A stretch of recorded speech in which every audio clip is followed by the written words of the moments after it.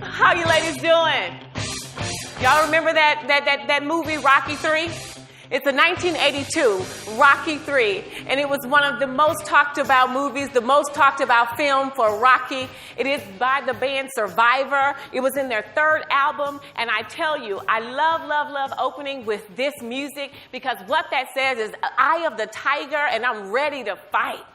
And so it's a good theme to play and to come along aside the WIN, again, Initiative Fort Worth, and also Plaid for Women. We are excited to join forces with Alcon to talk about workplace bullying and also how do we prevent and correct workplace bullying. And so when I think of that theme song, when I think of that music, what that lets me know is that Rocky was at his most darkest moment. I'm talking about his back was against the wall. He had the title. And when I tell you, his opponent knocked him out.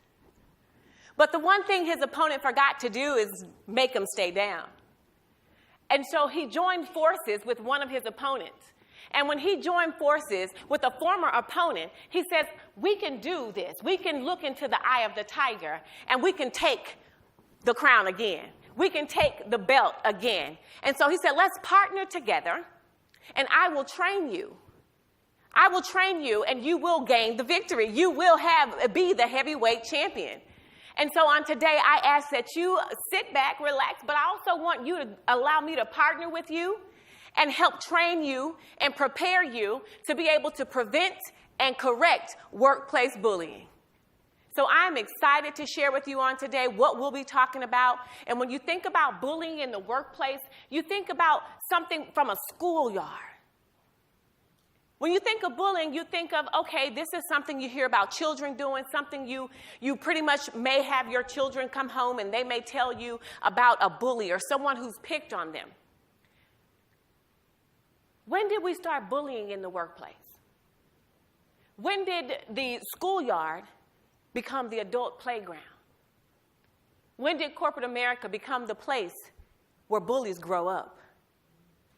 And so I want to take you on a journey today, and before we get started, I want to say thank you because a lot of organizations are hiding behind the topic of bullying and what does that look like for the workplace. And so thank you to Natera and all of those who are part of Women Innovating Now and those who are part of this platform here. It speaks volumes for you to be here on today in support of WIN, but also taking a stand to say, I want to learn more about what this bullying thing is in the workplace. And in order for you to be able to prevent and correct, you have to be able to identify. You have to be able to identify what does bullying look like so that you're able to not only prevent it, but correct it. Thank you for having me on today. And again, thank you for coming and showing your support. So let's rock and roll.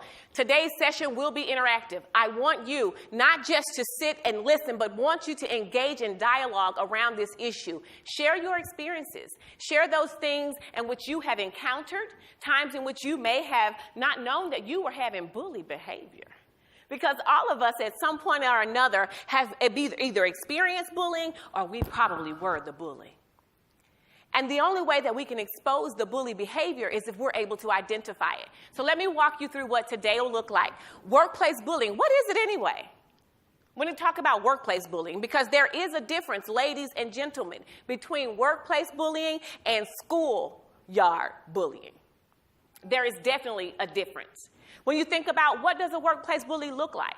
Because oftentimes, based on our experiences, based on our background, based on our culture, we identify with what bullying looks like. Who should be the bully? And so I can't wait to unveil and see what your perception is about what a bully looks like to you. And then let's call it what it is. You've talked about it. If you're a leader, by show of hands, anyone has a team? Are you a team lead, a manager, a VP, executive? Exactly. And I'm sure you have experience where you were just giving coaching, you were just giving feedback, and someone said, no, you're bullying me. And so we're going to talk about what does that look like and what is it really? When you think about the blueprint, how do we prevent bullying? So we're going to talk about the prevention and how do we do that? And we're going to go more and deeper into a prevention plan. And so what if it happens, then now what? That's huge. Oftentimes, we don't want to admit When you admit and you acknowledge, then you can course correct. And so we're going to walk through today. And then last, definitely but not least, we always talk about the return on investment. And so organizations that really allow bullying to take place, it will cost you. It will cost you.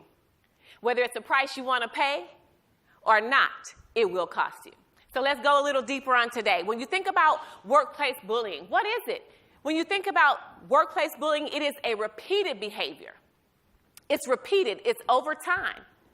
And so workplace bullying, ladies, comes on a continuum. Think about it. We talked about elementary. We talked about workplace. So that lets me know that from elementary school to the continuum of retirement, workplace or bullying takes place. Think about it. Elementary to retirement. That means your whole life, somewhere on that continuum, you will experience or observe bullying. It is so varied that there is not a legal term that has been coined for workplace bullying, because there are so many instances that can take place that could be deemed as bullying. So what I want you to walk away with today is when you look at this definition, it is the repeated mistreatment of one or more employees with a malicious mix. So anytime there is an intent for workplace bullying, just know that it is malicious. It is going to sabotage your performance. The person or the bully's whole intent is to sabotage your performance, to sabotage your productivity, to make you, again, look different to other people. And when you think of the workplace bully, it's not the person that you typically look at and, they look dangerous to you. Because it's not a physicality that you can look at and say that is a bully. So when you think about what it is, it's deliberate. Have any of you ever been experienced something that was deliberately done, but you quite couldn't put your finger on it?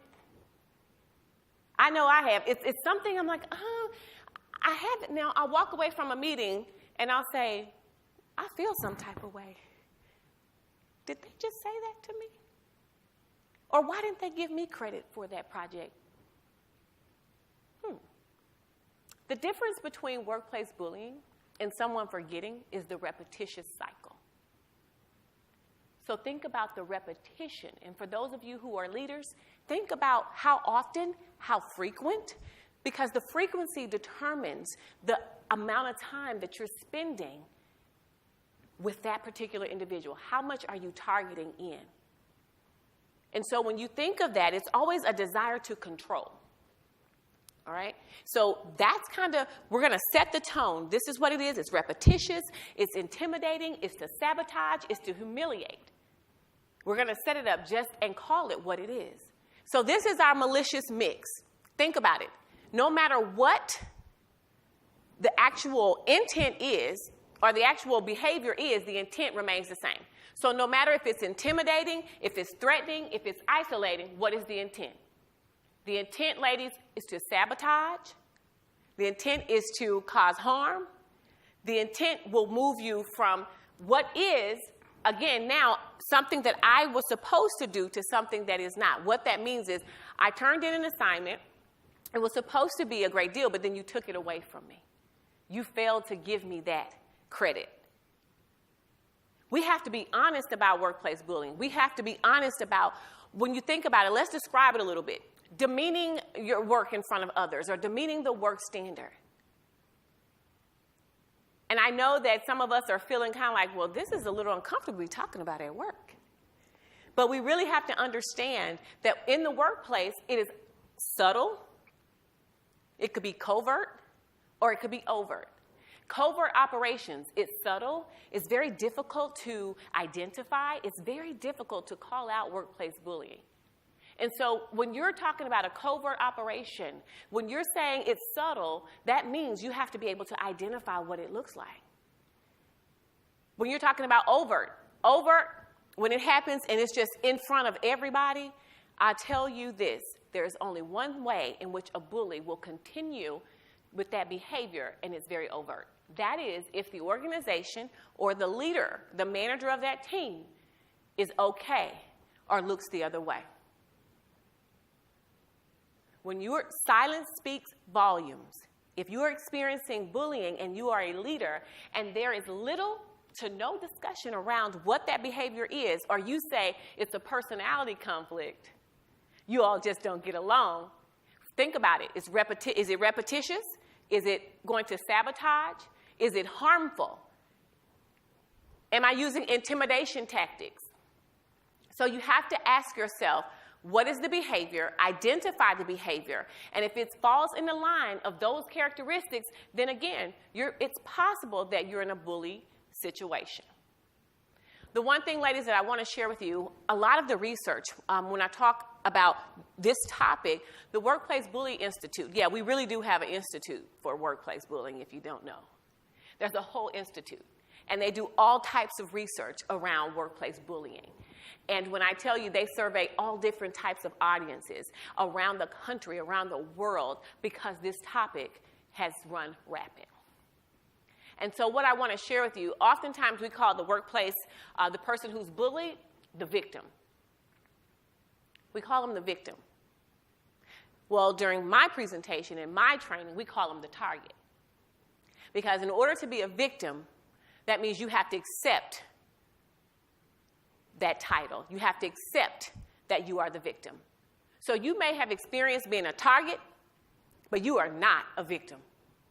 And so the first thing to prevent that is understanding what that is. A target is someone who potentially could fall prey or be vulnerable to or susceptible to being bullied.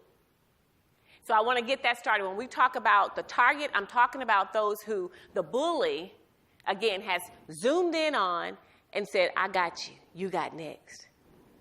And so I want to set the level, the tone first. Target, not victim. So you begin to speak that language. Let them know it's a target you're targeted for. You're not a victim of bullying. So let me ask you, anybody ever, and y'all can talk back, just use your mic.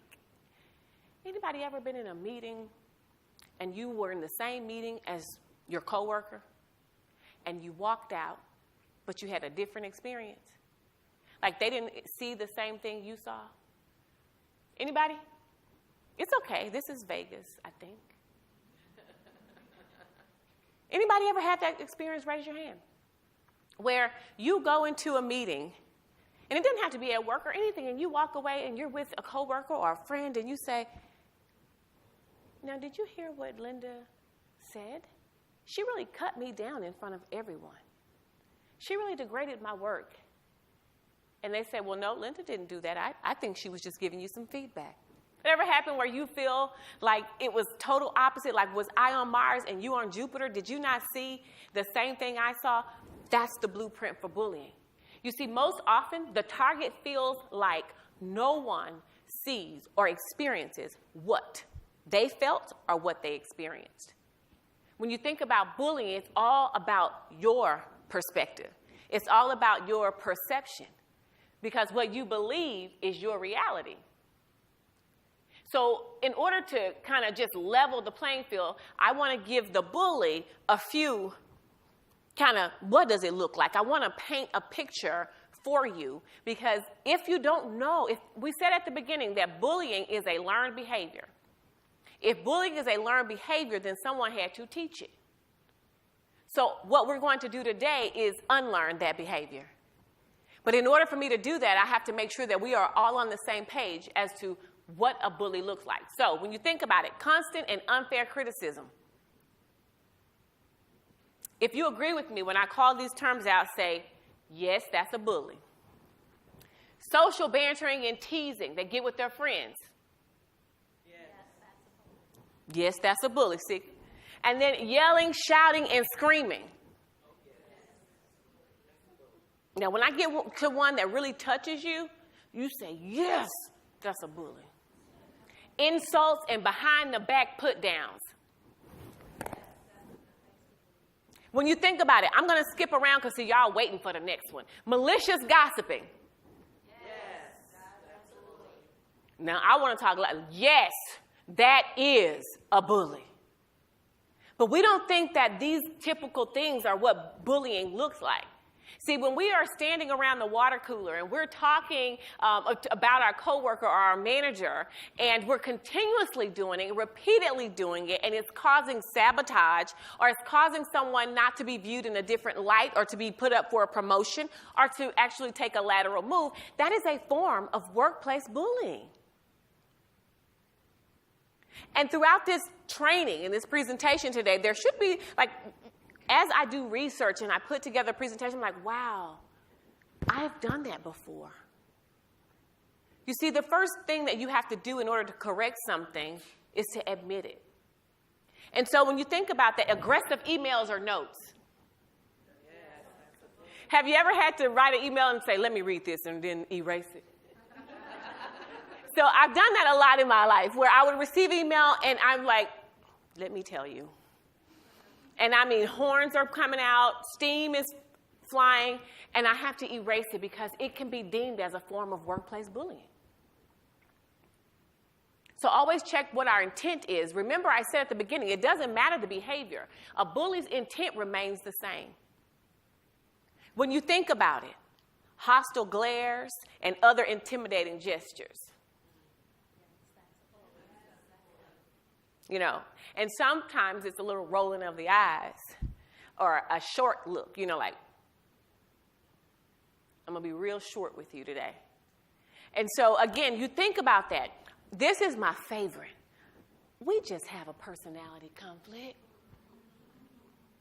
We just don't see things the same. So if we know that we have a personality conflict, then why are we always having conflict? Because if we are different in our views or in our styles, then we should adjust the styles appropriately. There shouldn't be one that's bigger and one that's lesser, or one that's greater and one that's lesser, and it becomes a bullying relationship. You have a bully and a target. Make sense? So you want to think about that. So I want you to keep in mind, what does it look like? You should have received a handout when you first got here. Did anybody pick it up off the table? All right, if you don't have one, let us know and we'll get you one. So I want you to tell me, based on your experience and what you've just received, this information, your experience and what we just learned, what does a bully look like to you? So you should have about 5 lines there. Tell me, what does it look like to you? Think about it. You have a few minutes. All right. Now, those nice little instruments in front of you are your mics for you to use. Yeah? You're going to rock and roll with me? I was advised to make sure that when you talk, you use the mic. So I would like to take a volunteer. If you could share with me your perception. What are a few characteristics what a bully looks like to you? Thank you. I said that a bully is insecure, can be in a position of power, that they lack knowledge, that they're unhappy, and that they could look like me.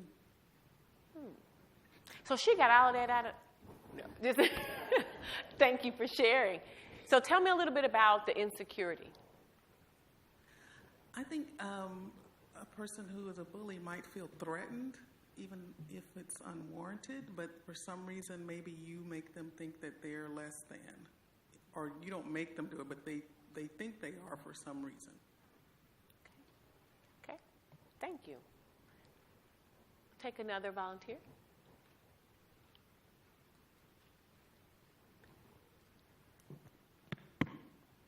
I put loud, condescending, controlling, dishonest, and they usually blame everyone else. Tell me about that dishonesty. So I've had instances where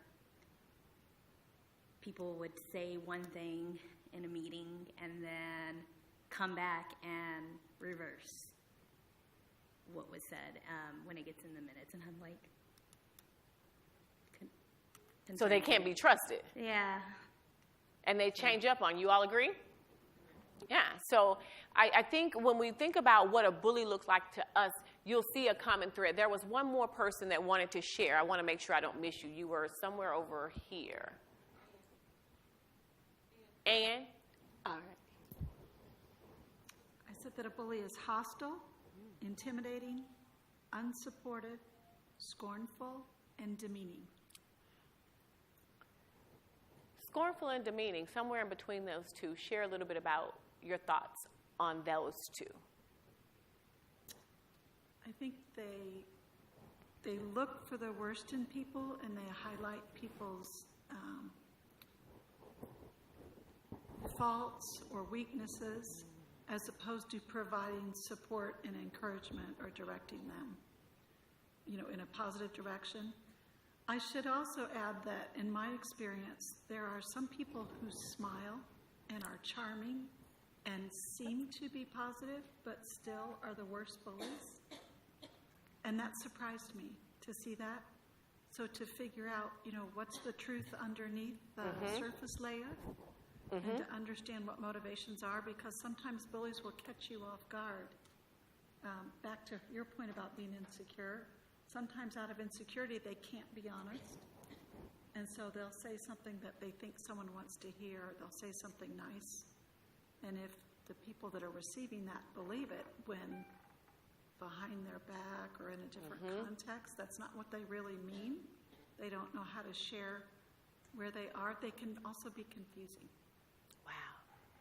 I have a word for that. I want to know if any of you are thinking of this word that she's describing. I have one thing to add is like when two people of the same knowledge, maybe the person who has more knowledge sometimes say something is not perceived to the same extent to the other person because of the other person says less or have less knowledge, but they will be received better than the other person. So it's like a double standard. Maybe you are saying the same thing, but you are not taking the same feedback from the, I see that discrepancy very often. Yeah, because there's a variance, in position. There's a disparity in the position. However, the same thing you say and someone else may say, but they get the credit or you get discredited for saying that. And so that is. And in addition to that, thank you ladies for sharing as well. Also, manipulation. Or fake plastic. So again, it's manipulation. When we think about it, the term, it's everything that you ladies describe. When you talk about someone smiling and they're being insecure, but they come across very knowledgeable, it's an act of manipulation. And so if we know these terms, and if we have this number, many of women and people in this training, then why is it that over 50% of people in the U.S. have considered suicide, contemplated suicide because of workplace bullying? And 20% went through with it. So when you think in terms of workplace bullying and everything that we described, if we can describe the behavior, then why does it happen so often? Why is it one of the biggest? It is beyond harassment. It is beyond discrimination.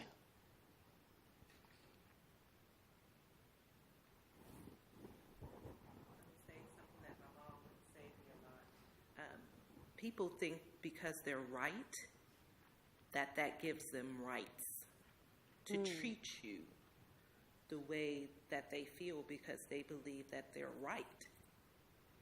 But just because you're right doesn't give you the right to demean me or talk to me condescending or treat me a certain kind of way. So I think people just assume that they're correct in their behavior or correct in their decision or correct in their assumption about you, and so they treat you the way they feel, how they want to, because you just said they're intentional. So would that make right does being right, is that a substitute? Is being right a substitute for bullying? No. Can we be right and also be respectful? Yeah.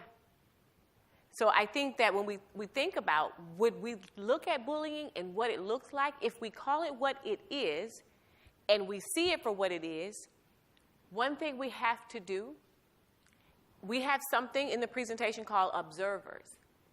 And we'll get there. I don't want to jump ahead. But we'll hold that. Being right doesn't mean disrespect. Maybe you're going to cover this in a minute, but you said observers. I think one of the reasons that bullies get away with stuff, and this 20%, this 50%, is bullies look exactly like every person in this room.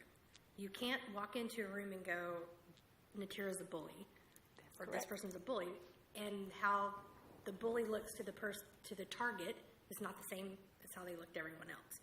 So unless the target is fortunate enough for someone else to observe or to witness it, and bullies are very good at acting their behavior in a way that can't be seen by others.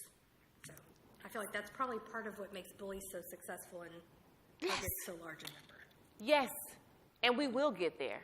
But when I tell you, when you talk about the observer, we're going to get there, but when we talk about the behavior of a bully and whether you are accepting the behavior, it's more so oftentimes when I gave you those numbers is because people did not know what they could do. We do a great job, if we are a target, to go share with our friends. We do a great job of sharing with our spouses or significant others, but we do not do a great job of documenting, and we do not do a great job of sharing that information. And we'll get to some of the reason why people don't. Why that 50% contemplate suicide and 20% went ahead and went through with it. One thing you have to remember, when you look at perception, this is what you believe. It's your reality. So whatever you put on your handout, that's your truth.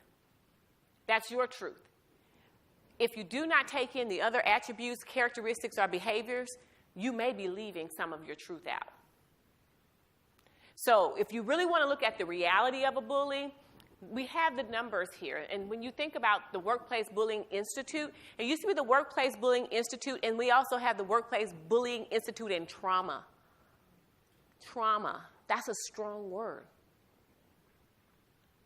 When you look at the reality, you'll see here the male bullies in the workplace are twice as many as women. 69% of workplace bullies in the survey are men. Almost twice as many as women. Then when you look at it a little further, you see 31% are women. And I love this graphic because it shows you, if you drop down a little bit here, it'll show you that 32% of those who are male targets are for the women. So women target, that 31% target 68% of women. So that tells us that women, more than half, we're at 68% where we target one another in the workplace.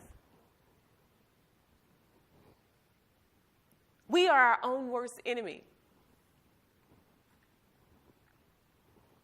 When you look at male bullies, they 57% target females in the workplace.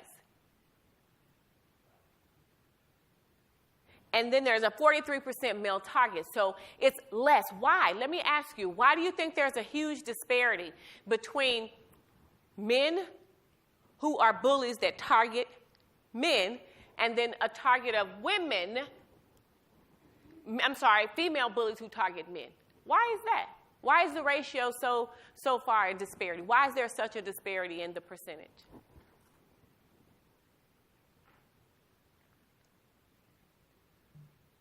Yes. Because it seems like that women are looked at as the weaker sex and easier to pick on. Okay. Than a man might be. Okay. Now, we said earlier, she said they seem to be a little weaker or, there in the workplace, perceived, okay? But we said earlier that when we are in elementary school or that's when the bully picks on most of the weaker kids. But in the workplace, I think we also talked about how most often the bully picks on the strong people.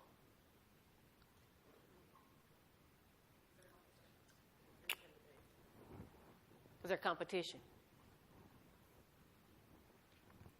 When you think of the numbers that are opposite of these particular percentages.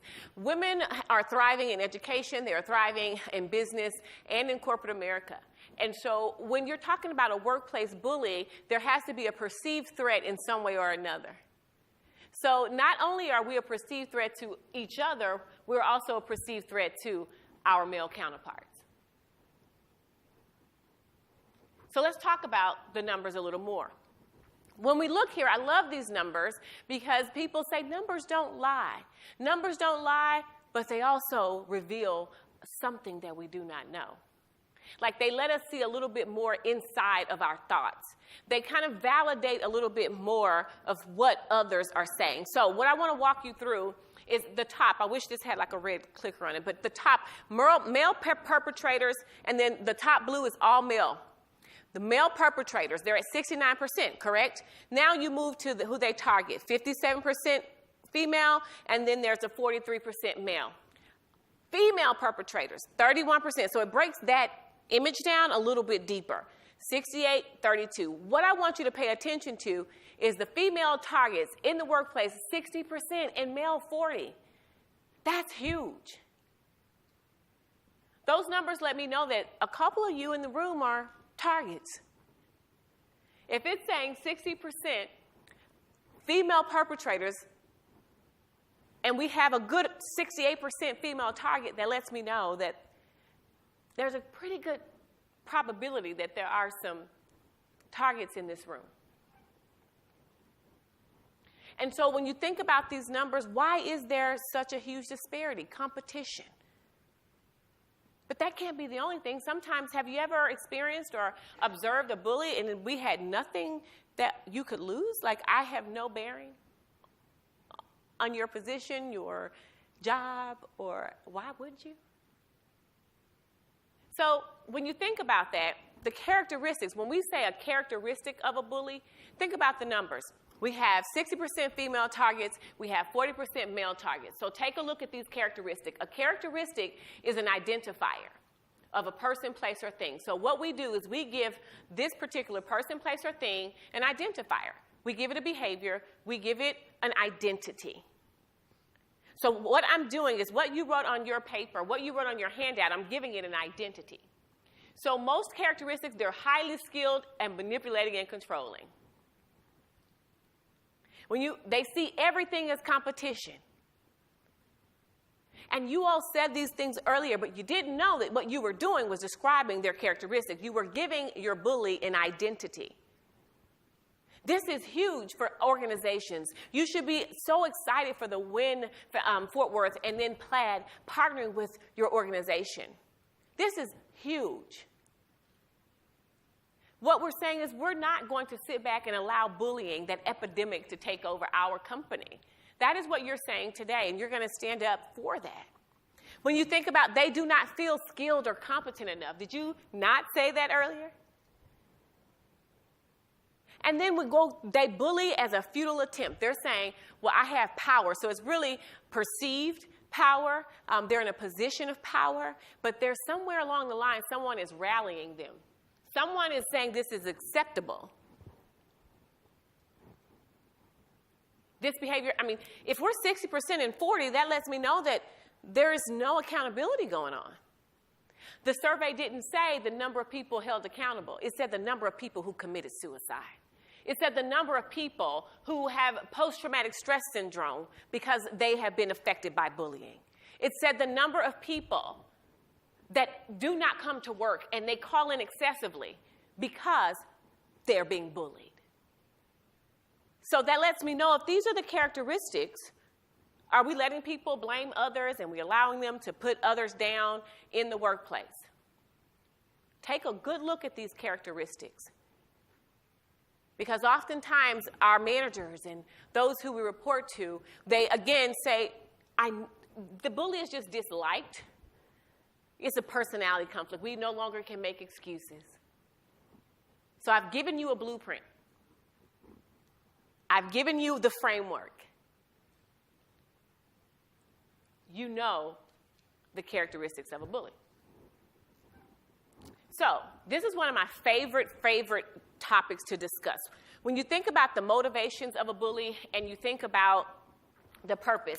Most often when I've talked with individuals about bullying, or if I've been a target as well, we often internalizes the bully's actions. So what we do, we actually own their actions. Well, I haven't done anything for them not to like me. Or I don't know why they would bother me. I'm not going to impact them in any kind of way. And then you'll hear someone say, well, you're not, but you know a little bit more, and they don't want to be uncovered, or they don't want to be exposed. But see, what I want you all to know, when you think about a bully and a target, the bully's motivation has a greater purpose, and it's not you. Most bullies, when you think about it, they have a whole different purpose. If you look at the contrast and you look for purpose in bully, you are not their purpose. It may be motivated by something that you are, a prejudice, or you may be the next up in a role, or you may be perceived knowledgeable, so you may be a high potential for a next position, but the purpose and the motivation is totally different. Sometimes the purpose of someone being a bully has nothing to do with either. It has something to do with a deeper rooted seed. Think about it. Where we grew up, our culture, our experiences, they all shape how we are perceived and how we perceive success. All right, so when you think about the purpose of a bully, sometimes it's psychologically and systematically to wear the target down. That's the purpose, but the motivation is something different. It could be you're trying to prevent someone for an advancement opportunity. The purpose and the motivation are different. They partner, but they're different. They partner, but they're different. So think about that. I want you to really, the next time you observe or you are a target, you have to think about what's the intended purpose. Because oftentimes we'll internalize it. We will start, if you begin to second guess your ability, your capability, your skills, your experiences, they will cause you, the behavior of a bully will cause you to doubt if you are able to perform at a higher level. They will have you second guessing your presentation. They will have you double checking your email to make sure you don't have spelling errors. You will start to feel inadequate. And if you are working and you are in a place, in a position where you begin to feel inadequate, you have to know that at some point, they're causing you to self-sabotage. They fulfilled their purpose. The only intent for a bully is to make you feel less than, is to make you less of a threat, is to make you feel inadequate so that you can walk away and you are no longer, think about it, it's almost like I picked you off, they're not going to apply. So now they're focusing on the next person in line. The motivation and the purpose is not you. Their purpose and motivation is intended from a whole different place. So when we start to know, as if you are a target, or you've experienced, or you know and you have discussion around someone who is a target, make sure you share this information. Because if you allow the bully to take away from your value system, what you contribute, when you start to second guess your ability, and it's because someone else's behavior, you may want to change the energy into another direction. It's not about your ability. It's about what the bully lacks or what they perceive that they should be. They're perceiving that they want to be something else. They want others to believe that they are different. All right? So, when we talk about the workplace bully, and we talk about how does this happen, I want to know, how do we get 50% employees in the U.S. and 50% to say, I want to contemplate suicide? How does this happen? And we talked about individuals who are in organizations that accept this behavior. How else do we get there? That's my question to you. How do we get here? How do we get the numbers of post-traumatic stress syndrome? How do we get that? How did I get here today to talk about workplace bullying? If you look at it, we have bullies who are supported through their actions. someone looks the other way, or they're in, cahoots, in collaboration. They are partnering, and it's acceptable. That's how we got here. When we talk about depression, stressful employees, guess what they do? They become what? If you are stressed, if you're frustrated, what do you do to your coworker? You're short with them. You start, and especially if you are a manager or a leader in this room, and you are again feeling some type of bully behavior from another leader, guess who gets the heat? Your staff, your employees. So you want to know how it happens? That's how it happens. There's no system of reports. There's no bully log. We do KPIs. You do performance, productivity. You do all these things in your role. You do project completion. You do project implementation. But have you heard of the bully log?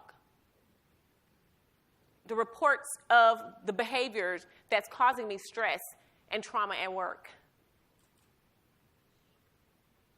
So when you think about that, also think about how you're contributing and how does this happen. When I think of numbers, I always say, how do I contribute to that? How do I either take away or add to or subtract from that? Workplace bullying, what this shares with me here or with you all, is saying that workplace bullying is not illegal. It's not illegal. It's unethical. It's unacceptable, but it's not illegal. When you talk about illegal, you're talking about the groups that are protected. When you think about the protected classes, when you think about, Title VII, and when you think about all those different things. So, yes, bullying can be tied to a protected class, but bullying in itself is not illegal. But one thing I do want to walk away with you sharing is that just because it's not illegal does not mean that an organization will not be held liable.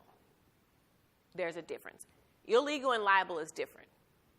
And it doesn't mean that the individual bully would not be held liable. So think of it in terms, as we go through this, how do we prevent? That legality has nothing to do, when we talk about being right, we're talking about, is it ethical, unethical? Is it acceptable? Is your right ethical? The way you're handling your right, is it acceptable? So I shared this with you because I want you to know the difference. Bullying is not illegal. It is unethical. It is, again, inappropriate, but it's not. When you're talking about someone coming, and I put here in the slide about, there's a difference. If someone is showing something that has a sexual connotation or that's not workplace bullying. That's more harassment. That's more, that is a form that is illegal. So we have to know the terminology when you're speaking about bullying or is harassment. So we're going to do a little bit of a case study. I want to see how well you've been listening. So I'll read it to you. And again, I want you to tell me if this is workplace bullying or if it's an illegal discrimination or harassment. So we have Jake Likes. He's an operations manager, and he calls Mina Jones, one of his employees, Sweetie Pie. And in a group meeting, he does it all the time in front of coworkers. And most of her coworkers are men. And he continues saying that she makes a lot of mistakes and is slower than everyone else, but she looks really cute in her clothes and shaped very nicely. He calls her to the office, and after the meeting, he says, if you go out with me, then I'll give you a team lead position. So, show of hands. Is this bullying or harassment? So this is simple, yet most of the time it's not this black and white.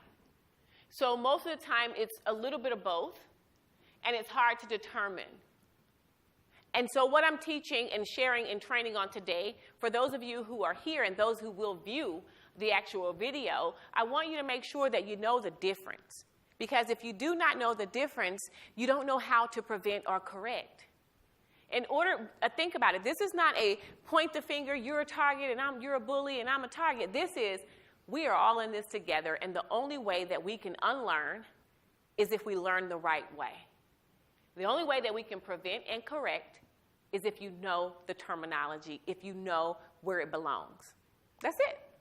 So, you all did pretty good. Let's see now. I got a longer one for you. April May, she's a project manager in strategic planning. She's expressed, April has, expressed interest in applying for a manager position within her department. She has the skills, the education, the knowledge, the experience, and she meets all the job requirements for a position. All right? So Jack White, he's her current manager, and he's aware of April's career interests. And instead of posting open managers' positions, what he does, he won't backfill them. He won't backfill them because he knows that April will apply. All right? There have been 3 manager positions filled over the last 18 months, and all were appointed by Jack. So instead of Jack filling the roles, he would just appoint them. So, although April's a great project manager and Jack provides her positive feedback regarding her performance, he knows she is an asset to the team. I mean, she's a signature player, right? And April's skill level supersedes his ability. All right? He does not want April to have visibility with executive leaders, so he gives her low visibility projects. He continues appointing people to the position instead of actually posting it, because if he posts it, he knows April is viable. April expresses her concerns, and he tells her, it's just not time. It's just not your time. Is this bullying or harassment? Tell me a little bit about someone that says bullying. Share with me, why is this bullying?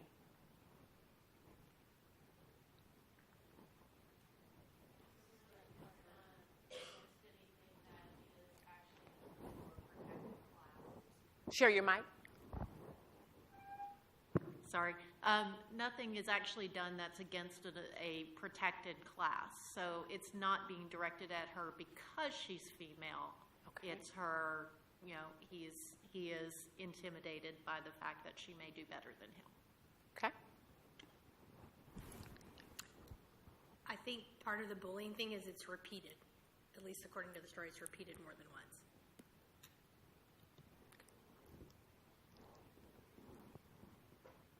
Sabotage is preventing her from pursuing or getting advancement in her career. So I think that's the biggest bullying. That's right. It's called blocking. It's blocking. And when you think of blocking, I think of roadblocks, stumbling blocks. So he's putting these blocks in place to prevent her, which is a form of bullying because it's been 3 times in 18 months.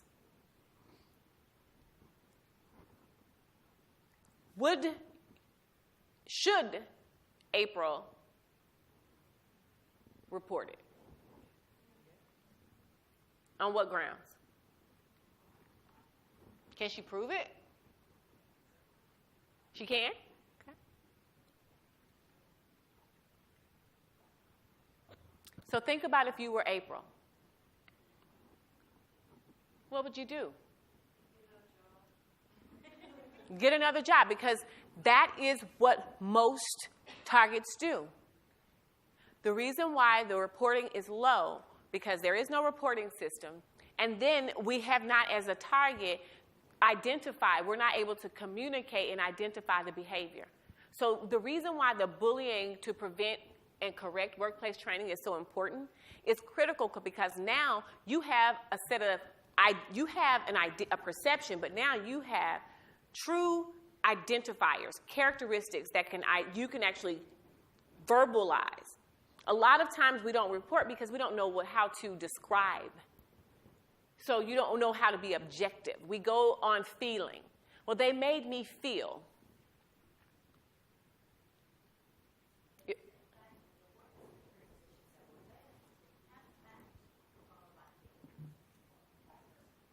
Use your mic, please. I said, but isn't it actually followed by fact as well? I mean, she's got facts that the positions were open, or 3 positions were open, then followed by I have a sense that I'm being blocked because the positions are available, I'm qualified, nothing's happening. And those are the facts. But when we go do the reporting, what do we lead with first? I feel. To go along with that, she can go to HR, I think, because he's manipulating the system. He's not actually posting anything when he should. He's just appointing, right? Which is how she's being blocked. So as far as like that fact, she can, instead of just saying I feel, she can say that why, point out why is he not posting it and giving me that opportunity to actually show whether I'm qualified for it or not. I think this is a classic example because I've actually known someone in a similar situation who actually did go to HR, and it was it was actually really bad for that person that did that because she went right back under him, and he just got more clever about the ways that he blocked her so that it wasn't so overt.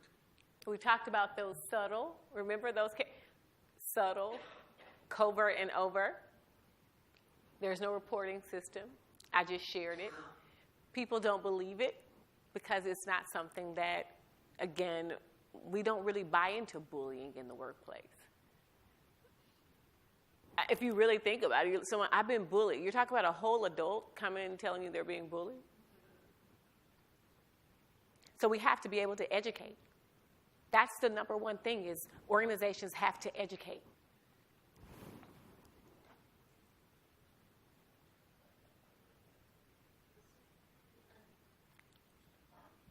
So I think you made a good point when you say you feel something. We may feel that way, but we have to communicate it outside of feelings. And that's a mistake I think women make most often, I know for myself. So I'm trying to retrain myself instead of I'm feeling. Instead, I'm saying it appears this way. From what I'm seeing, it appears that I'm being bullied. And this is how. 1, 2, 3. Objective statements. Thank you, ladies, for sharing as well. Objective statements. So we acknowledge the feeling. Now, you have to paint the business case. I have that here, so I'm jumping ahead and I'm okay with that. You treat bullying like a business case. How is it impacting your productivity? How is it impacting your career advancement? How is blocking impacting your ability to be promoted? Have you had those coaching discussions? Have you asked the questions about the positions being posted? If they're posted, why do I not know that they're posted? Well, the law is you have to post it for 3 days. So that means Jack can post it on Friday, and by Monday he takes it down. Nobody knew it was up but the people he wanted to appoint. So no one applies, so now I can appoint you.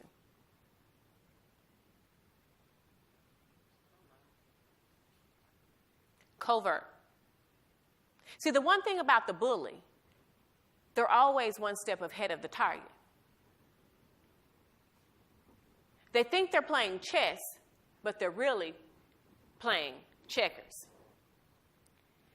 When you think about chess moves, chess is strategic, it's deliberate, and they utilize their pieces based on their ability and their strengths. When you think about checkers, it's one way that everybody's moving.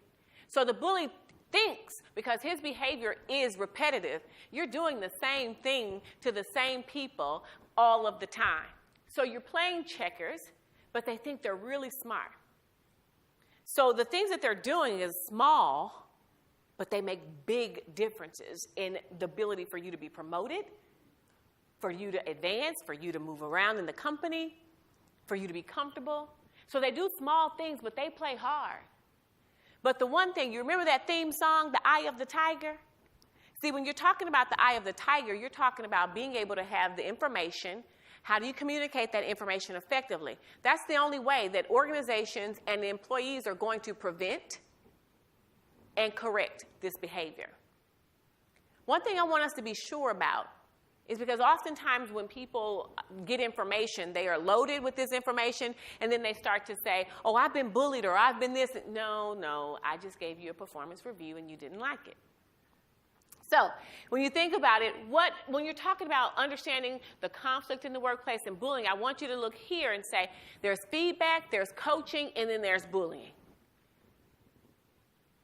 So you have to know the difference. Education is going to help you. Educating you on the topic is going to help you know the difference. When you're receiving feedback, feedback is to stop, start, or continue a behavior or a performance issue to gain you to the next level of productivity or, again, develop you in an area. That's feedback. Start, stop, continue. It's objective. It's not about feelings.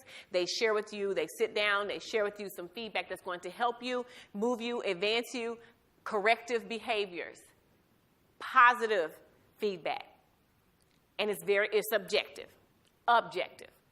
So it's to start, stop, or continue something. When you think about coaching, when you say that it's a process when one person facilitates that direction, it really is, I'm not telling you what to do, we're just facilitating the development together. So I'm coaching you to a behavior. Whenever I'm telling you to count the number of times you say So when you go in Toastmasters, if you ever heard, that's a coaching mechanism. We're coaching you on how to not say and use feelers. You're counting. Then I give you feedback once you finish on how you performed. Make sense? So you think about that. Bullying can be passive, active, covert. No, passive gets me the most. See, passive is what that 68% when the women, we do that, is 31% women bullies, but we have targets at 68%. Most of it is passive. Most of it, I won't, talk to you in the meeting, and I'm going to sit over there. And I think Jan Schock talked about smiling. I think that passiveness comes into the smile. I like you in front of you, but in the meeting, when it's time for discussion about you, then I unload everything that's going to hinder you. So, workplace bullying is not a strict supervisor. It's not someone who's telling you about your poor performance.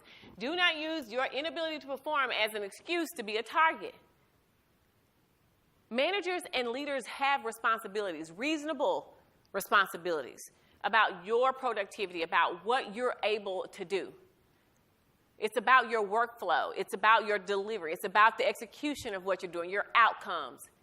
So they have a responsibility. When you think about that, if it's warranted for demotion, if there's a restructure. Now, I can't say that bullying does not take place during these processes. What I'm sharing with you is just because this happens does not mean that it's a bullying behavior. So, it's not coaching, it's not performance feedback. Who's the target? Anybody. On any given day, anybody can be a target. Anybody. Here's some relational numbers here. When you think about the type of, most often and frequent is the manager supervisor to their employees. That's the most obvious. Then you have peer-to-peer. That's the part that's messy. When you say, I don't really like to be around the coworkers because they just deal in drama and mess. That's typically that type of relational target in bullying situation. Bottom up, that does happen. How can a bottom up bullying relationship happen?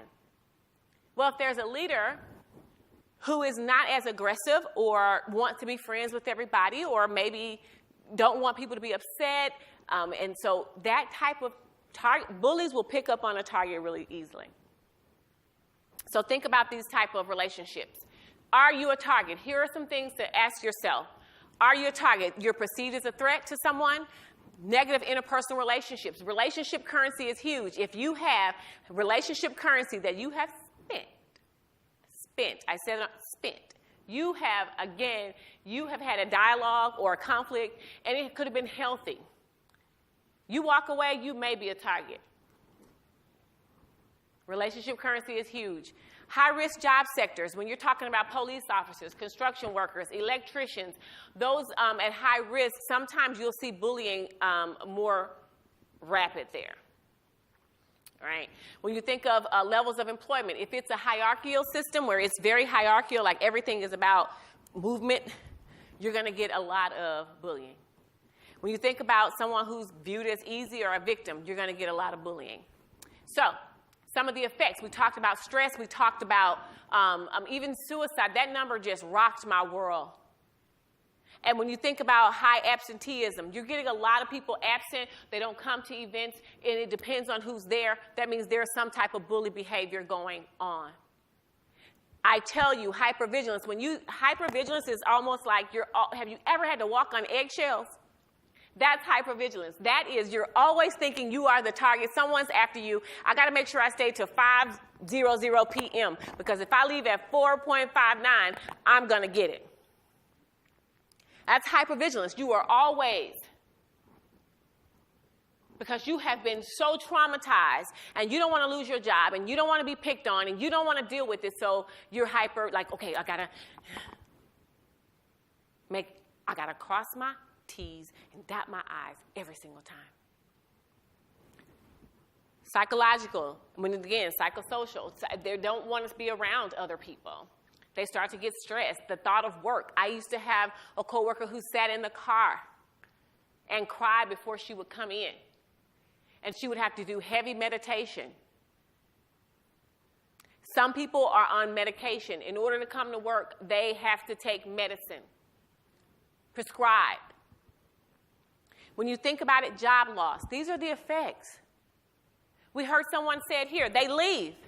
So I ask you the question, ladies, when did the workplace become a war zone?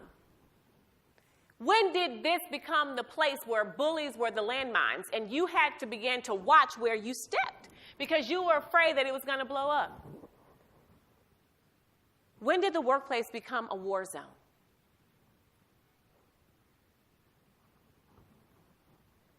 These are some of the numbers we've talked about. I want to go to the debilitating anxiety. Debilitating, meaning that they had it before, but then they started to go back. They were doing better. Over 80% of the targets.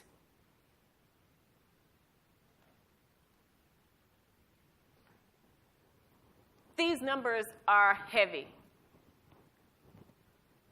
When you think about clinical depression, because you go to work,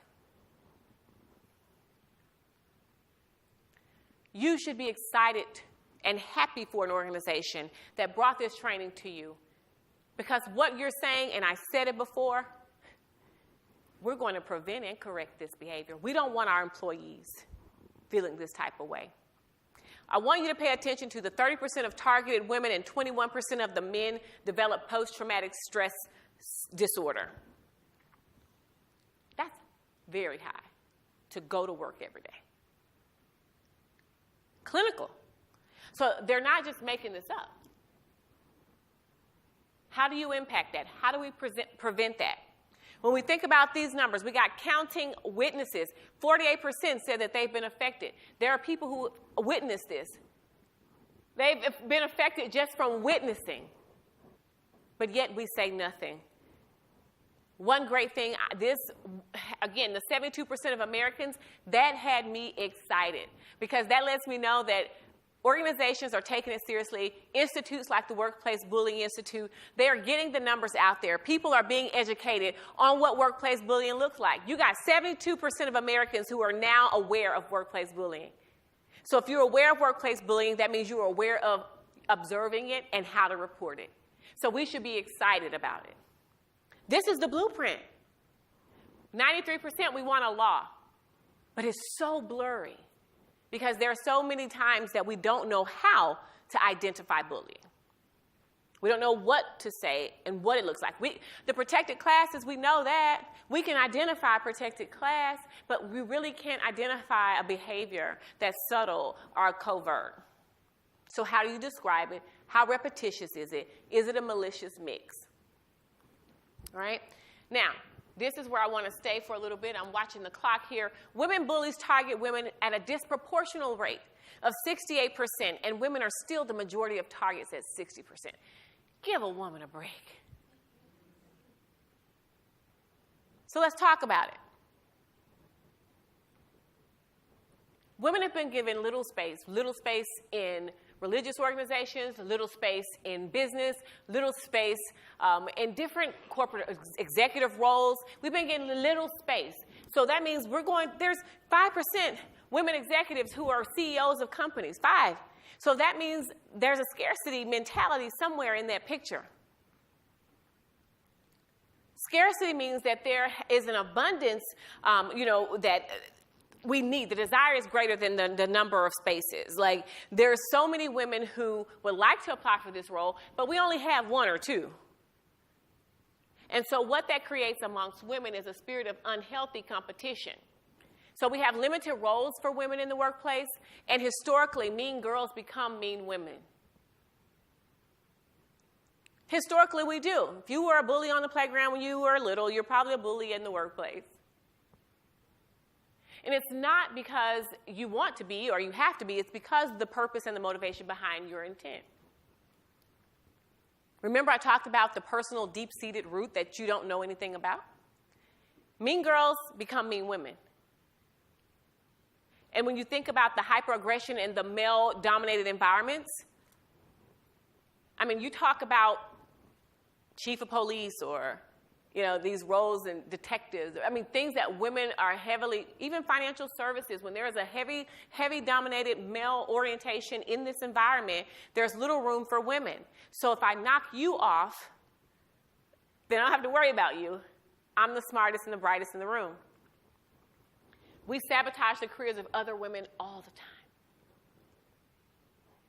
And then there's rope ladders. I love it. The rope ladders, when we talk about lifting while climbing. I've arrived. I've made the senior executive. I've made VP, so you stay where you are. I'm okay.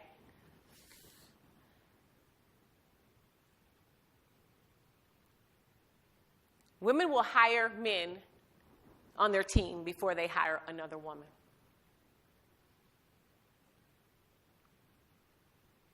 I love the platform that Plaid for Women stand for, #NoMeanGirls. But the first part of that is being not mean to yourself.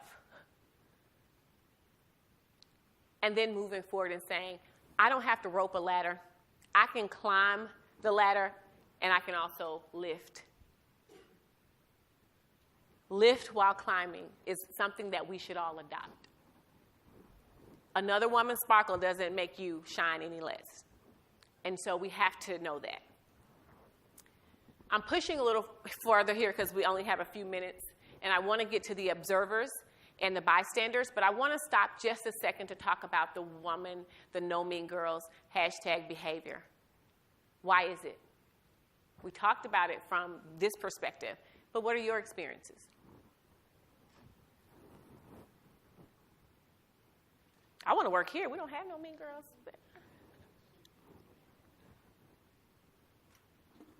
I'll talk a little bit.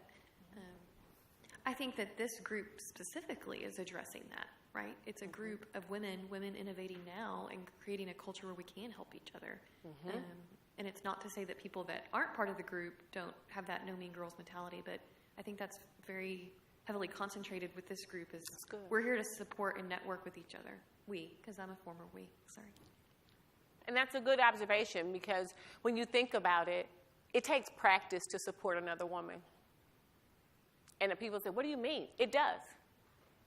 It takes practice. It takes deliberate and intentional practice to not feel that you're not the person for the job or to support another woman. And people say, well, I automatically support other women, but there are times when you don't feel your best and your friends promote it and you don't feel as happy. But when you say, you know what, I'm going to support her because I know that she's in a particular role and she's going to have challenges just because you know these numbers. So you have to be intentional about why and how you're going to support.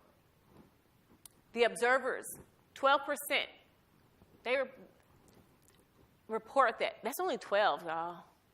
That's not a lot. Bystanders fear that they're going to have retaliation or the bully is going to turn on them, and that's the most frequent or the highest thing is. So we have something called the bystander effect, the idea that observers stand by and they're not going to help you. I have my family. I'm not getting involved. You're going to have me in the investigation. HR going to be talking to me. Someone in HR is their friend. They're going to tell them that I was a part. Then they're going to start picking on me. I need to feed my family.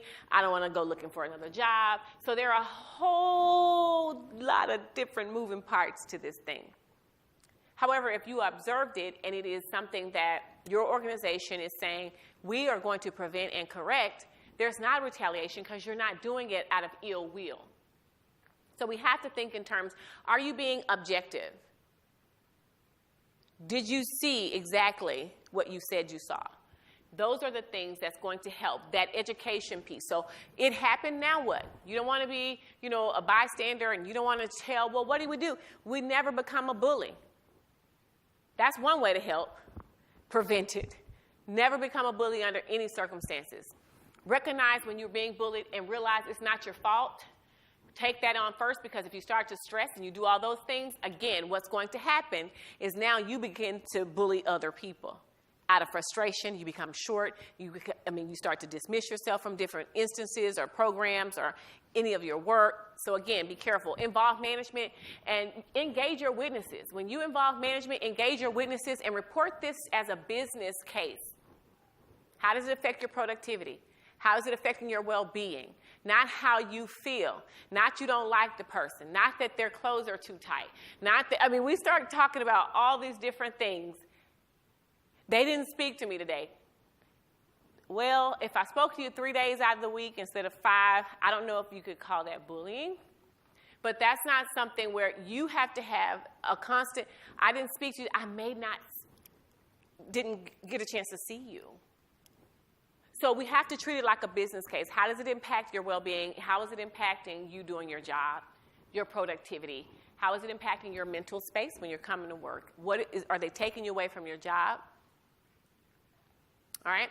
What can employers do? They can do this. Train employees, train and educate their leaders. I guarantee you, a lot of leaders don't know the behaviors and different things for bullying. They're not intentionally bullying.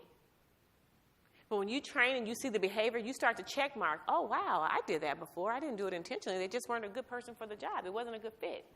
You didn't intentionally try to block the person, but it was blocking. So when you educate and you train and you develop your leaders and you develop your employees, then you educate them. Create and encourage a zero-tolerance culture.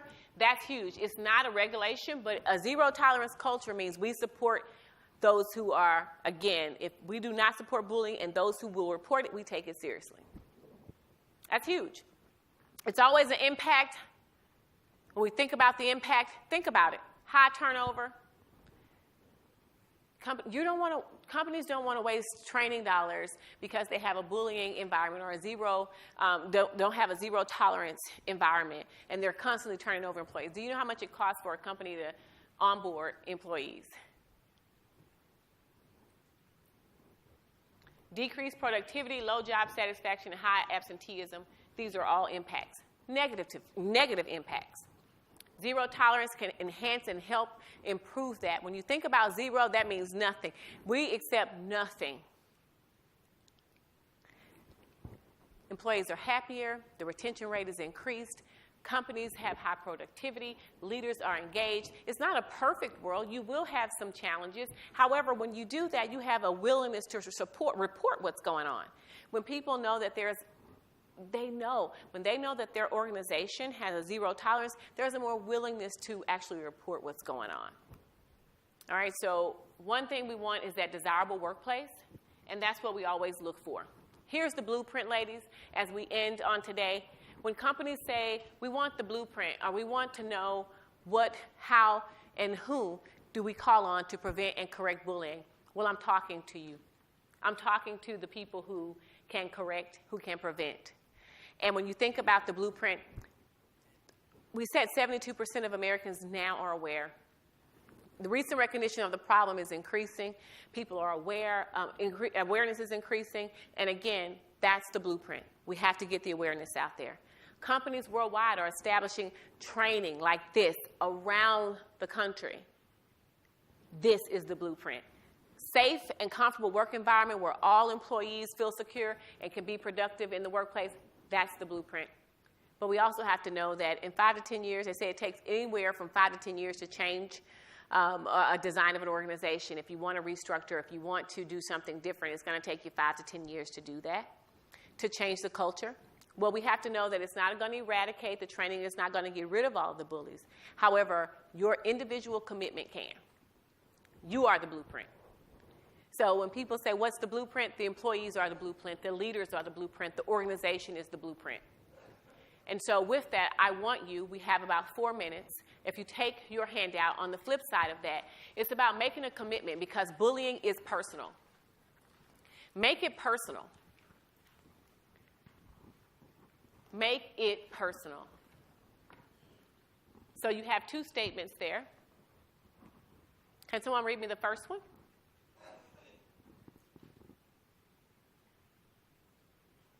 I'll make a commitment to. And the second one? I will make a habit of. So what will you make a commitment to about bullying? And you will make a habit of. And that's going to, again, correct and prevent. So the first one is to help prevent and correct. Okay? That's what those 2 statements are to do. Correct and prevent. I want to make sure that I'm a good steward of my time and that this won't be my last time if you don't stay within your time. So again, I want to, if anyone would like to share, I would want to give you an opportunity to, at least 1 to 2 people, anyone brave enough to make their commitment. Thank you. I made a commitment to say something.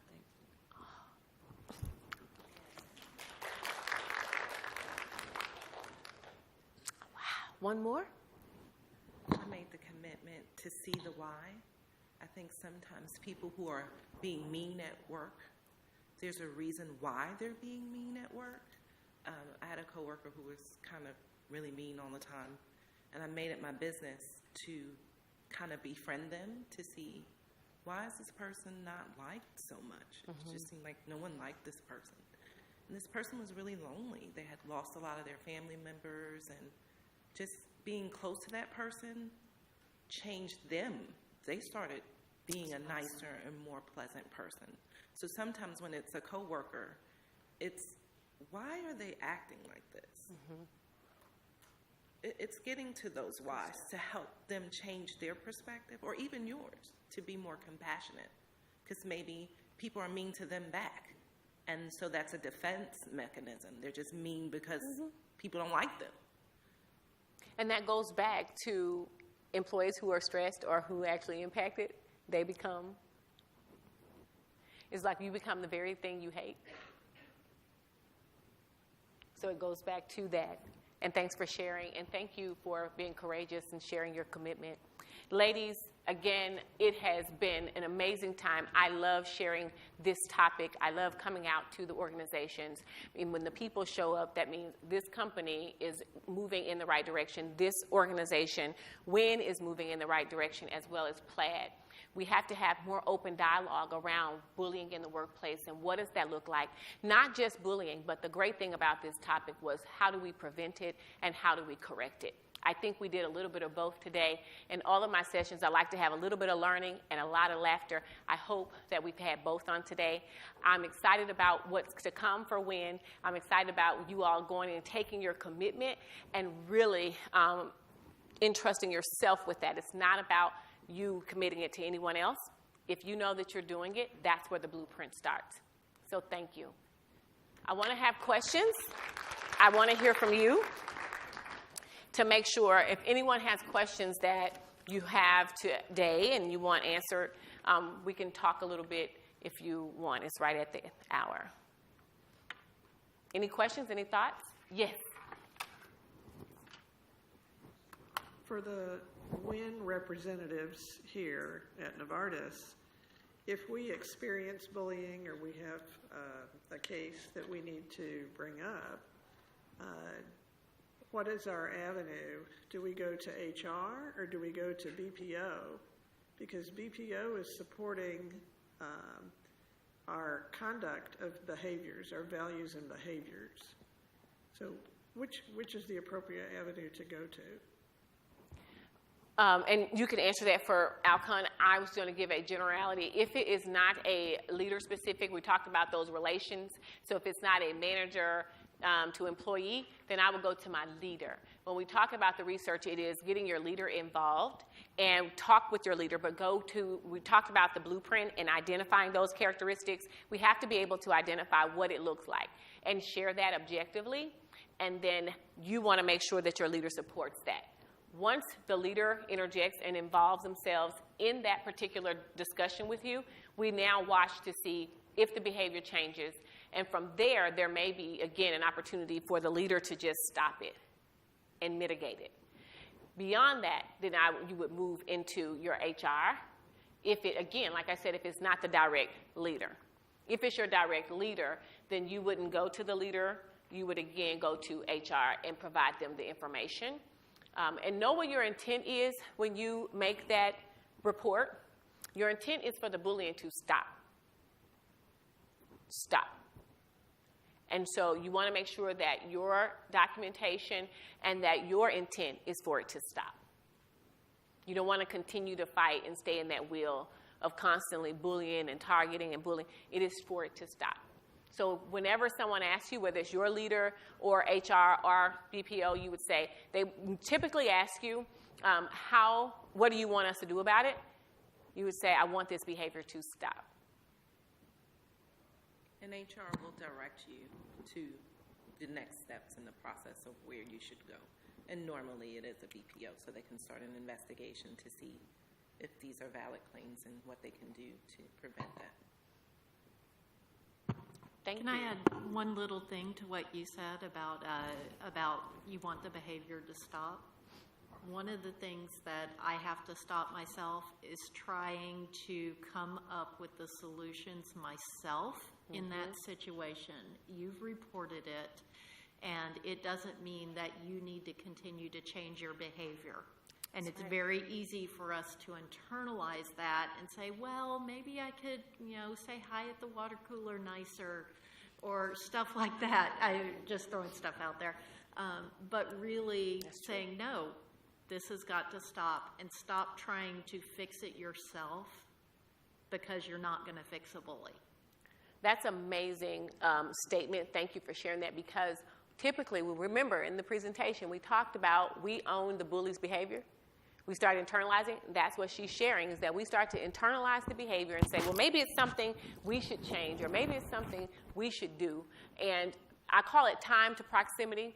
So from the time it happened to the time the investigation, or to the time you encounter them again, you start to feel a little different.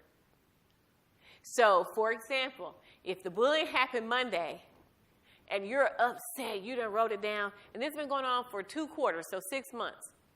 And then all of a sudden they have a nice day. Now you're no longer, they're not bullies, they're okay. See, that's where we have to know that if it is truly bullying, what is your intent? It works both ways. It's not about getting anyone in trouble. It's about being educated on how to identify it, how to prevent it, and how to correct it. Okay, so when you talk about proximity and time, most of the time you're upset with someone and you go and emotionally, and then when it's 3 days later, you're okay. The objectivity takes out the feelings and the subjectivity. If it happened, now what? Okay. You asked the question a couple times, when did the workplace become a war zone? Does the data show that there's been any change and it's gotten better or worse? The last survey that was Workplace Institute was 2014 reported, and it has not gotten significantly better. So the suicide, the 50% and the 20% was from 2011. The 2014 numbers were roughly the same. Is there research or data that goes back, say, 2 decades? No. I did not know. And you can check out, I'm glad you said that. So I do have the references here, because I would think that you all may want to take a look at some of these things. But the Workplace Bullying Institute, go on. They have so many resources, so many. I mean, they break this survey down so much.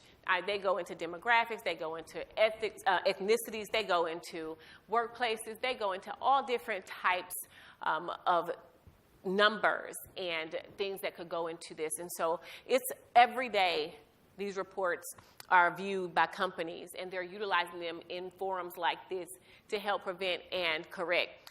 When I tell you the reason, if I could be very transparent, I developed a presentation specifically for you all in a more colorful way, in a more topical way, because when you think about workplace bullying and you look at the numbers, it is quite depressing.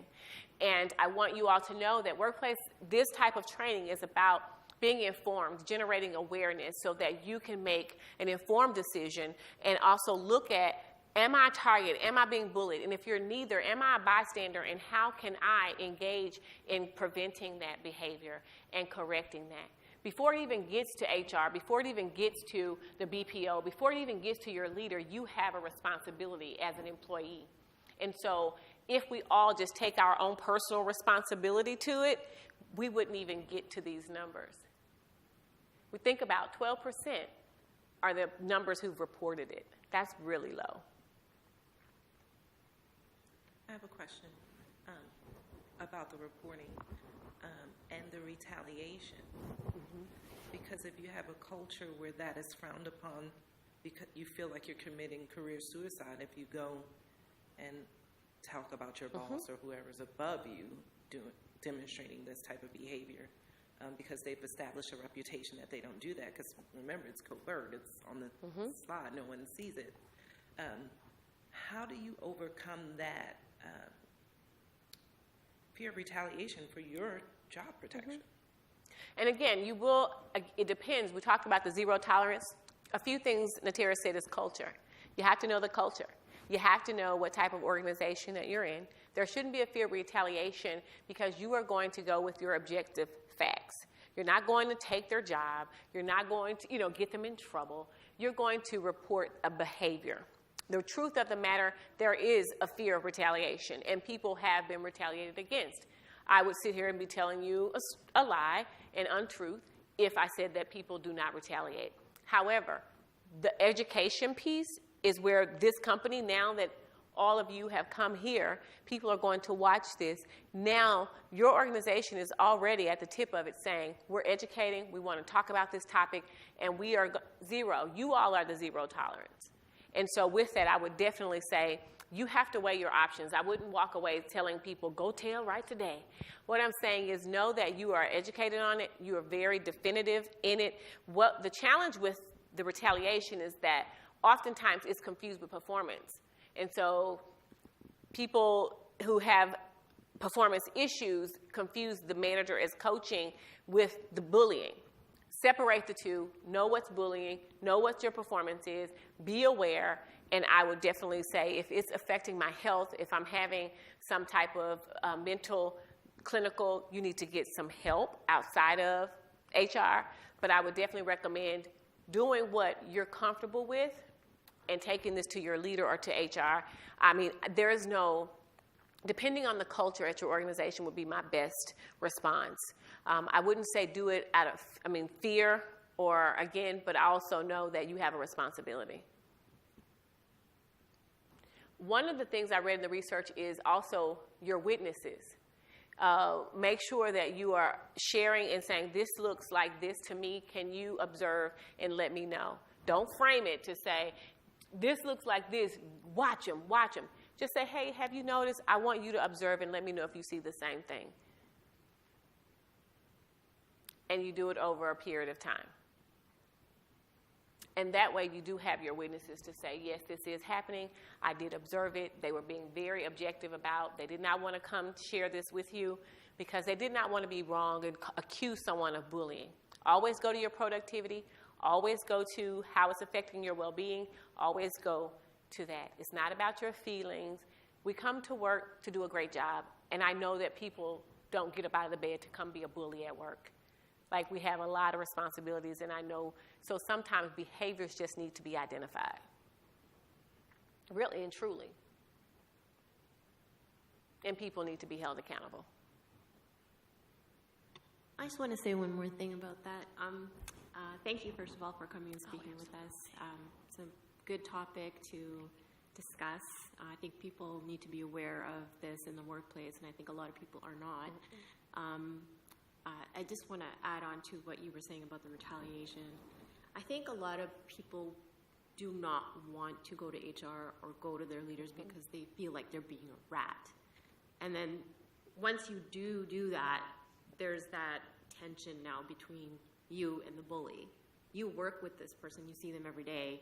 You either work side by side with them or you're reporting to them. And once you do go to HR or you go to your leader, somehow it's, of course, to correct that behavior, it goes back to the bully. And the bully knows. The bully knows who that person was that mentioned it. So I think it takes a lot of courage to speak up, and I think a lot of men and women fear that for that very reason. And how can we avoid that? Like, I know we need to speak up, but I think that's the fear as well. And I agree, and I think intent. See, the thing is, remember I started off playing the Eye of the Tiger? Because when Rocky, and I know this sounds weird, but when the Eye of the Tiger only became the most popular is because he was coming from a moment when he was defeated. All right, so the reason I said that is your bully is your greatest opponents. They're going to be your most toughest, your difficult, the challenging opponent. But you have to have your identifiers, the facts. That is where we get mixed up. And then you have to know, when I'm working with you, what the bully now knows is that you are no longer accepting their behavior. So it's not that they're going to continue. They know someone said it earlier, they have to become more covert. All right? And then you just become more documentation. Yeah, and to your point, the bully is undercover. So the behavior might just happen when it's the two of you. They may not, like you said, fake, right? Everybody agreed on that. Outside of your conversations, they seem like the nicest person ever, and people will not notice. You're like, what are you talking about? That's not a bully. Or some people just say, oh, that's just how he is. That's his personality, or that's her personality, so we accept it. And that's something that has to be stopped. And it does, because it goes back to the right. Again, it's going to take a culture shift. So it's not that you have to fight it individually. The organization in itself takes a whole zero tolerance policy, a whole zero tolerance culture, and it starts with you. What I'm saying to you is if you start to say, no, we're not going to tolerate this type of behavior, now the shift starts, and people know. So the bully is no longer accepted. We talked about the 5 to 10 years. We're not going to eradicate it. So the whole blueprint is not to get rid of it. The blueprint is to prevent it and correct it. And so we have to think about what does prevention look like and what does corrective behaviors look like. Remember, we're going to always have bullies because, again, there's going to be people who are threatened. There are going to be people who want position, and there's going to be scarcity mentalities. There's going to be challenges. But when you have your facts, when you have things, and what we have to, once you report it, you have to stick to that. That means not sharing the information with other people, not going and telling your friends that you've done this report. Those are the things that add some subjectivity to your actual behavior or your report. This behavior has to stop, and then being vocal to your bully. You talked about one-on-one. When you're having one-on-one, if you know that you're being bullied, then you request that there's always someone with you when you're engaging that individual. And I want to add, though, if there is an instance where you do report it and you go to a BPO, that situation or that is addressed with that person. Definitely. And they have an option to stop what they're doing, and if they continue, they won't be working it out. They will address the issue. BPO will address the issue if it is something that is bullying or harassment or that type of thing. So I think we have to get over that fear of retaliation and just say, hey, here are my facts, like she just taught us, and this is happening to me, and then report it, and then they will address it with that person, and they will either have to correct their behavior or leave this company. And you have to, again, don't forget your witnesses. Always ask individuals, hey, and it's funny because we talked about, I'll say, did you see this happen? It's like, well, I didn't take it like that. And I'm like, wow, how could they not take it like that? Remember, we all have different perspectives based on our culture, our background, and our experiences. And so I may be more susceptible or more heightened in my awareness around what bullying looks like to me, okay, versus you. You may have never experienced it. But once someone experiences something and they know and the company is educated, you don't have to experience it to identify it. So that's why this education, this training is huge, because it's a transferred learning. What you're doing is saying, now I know the bully characteristic. Now I know I may not ever experience it, but if I see, that Ann has experienced this or someone's doing this, this is bullying. So we have to I can't tell you how important being objective is, because that's where we lose it. Being objective, having the facts, understanding that it may not look the same to you as it does to someone else. So make sure that the company is educating individuals on it. The leaders, what did I say? I really took out the leaders and employees. I could have lumped them all together. But if the leaders are not aware, it's about the leaders knowing, the employees. And so in that, you want to be able to make sure that you have your facts, you know what a bully looks like, that you are objective, and that you have, again, this is not a word, but the stick-to-itness to say, you know what, I'm really going to go through with it because I want the behavior to stop. It's not to lose your job. It's not to, anything that's a byproduct of the report is not your responsibility. And I think the fear comes from we take responsibility for the outcome. No, the outcome is because it's not your responsibility. Your responsibility is to report, but the outcome does not belong to you. If there's a negative impact from their behavior, that's not something you need to own.